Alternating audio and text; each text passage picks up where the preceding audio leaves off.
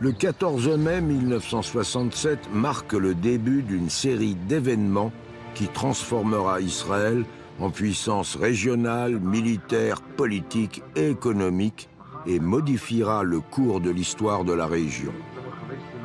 Après des affrontements entre Israël et la Syrie, par solidarité avec Damas, le président égyptien Gamal Abdel Nasser décrète le blocus du port d'Eilat sur la mer Rouge, déploie son armée dans le Sinaï. 6 jours plus tard, le roi Hussein de Jordanie rejoint le pacte de défense conclu avec la Syrie et l'Irak qui envoie des unités soutenir le royaume hachémite.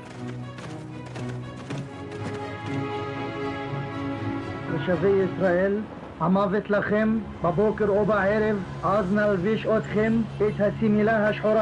tambour de la guerre résonne de plus en plus fort. Sur tous les tons, la propagande arabe promet la destruction d'Israël. La guerre semble inévitable.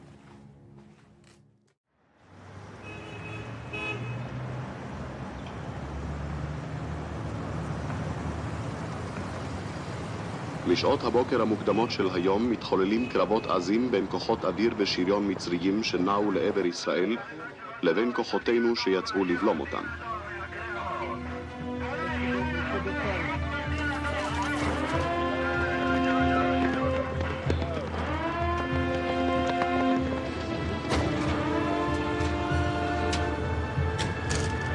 Le 6 juin à 6h30 du matin, l'aviation israélienne lance une attaque surprise et neutralise les armées de l'air égyptiennes, syriennes et jordaniennes.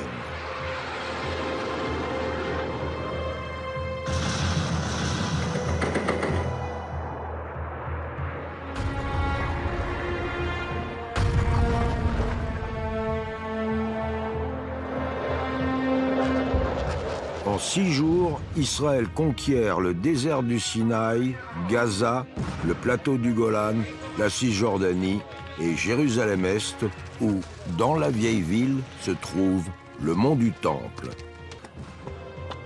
Pour la première fois depuis l'an 70 de l'ère moderne, des soldats juifs foulent le sol de l'unique lieu saint du judaïsme, là où se dressaient les sanctuaires bâtis par Salomon et Hérode, les rois des Hébreux.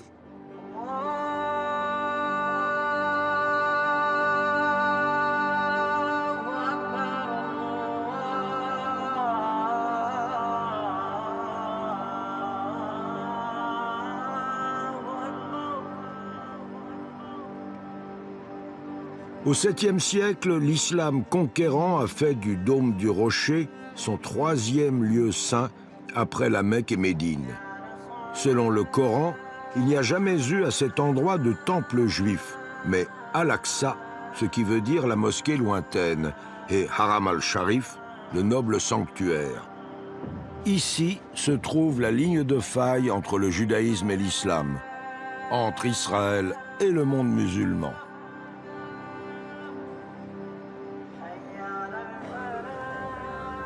Le 7 juin, Moshe Dayan, le ministre de la Défense, ne veut pas de conflit avec l'islam. Il fait évacuer les militaires et le rabbin qui voulait y installer un lieu de prière. Il ordonne de laisser la gestion du lieu à l'administration musulmane. Les Juifs ne pourront prier que devant le mur des lamentations, mais pas sur l'esplanade des mosquées. Cette décision est passée inaperçue, masquée par l'euphorie de la victoire.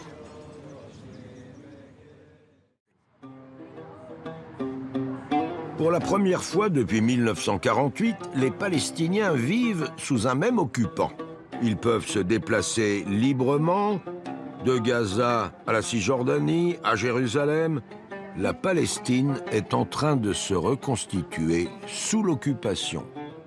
Nous sommes partis à Jérusalem et nous avons vu la Cisjordanie. L'occupation avait unifié la géographie palestinienne. Auparavant, la Cisjordanie était sous contrôle de la Jordanie, Gaza sous celui de l'Égypte, les territoires de 1948 sous celui d'Israël. L'occupation a permis l'unification de la géographie palestinienne. Les Palestiniens pouvaient désormais se voir et se parler. Ce n'était pas possible avant l'occupation. Nous nous sommes rencontrés en tant que Palestiniens après l'occupation.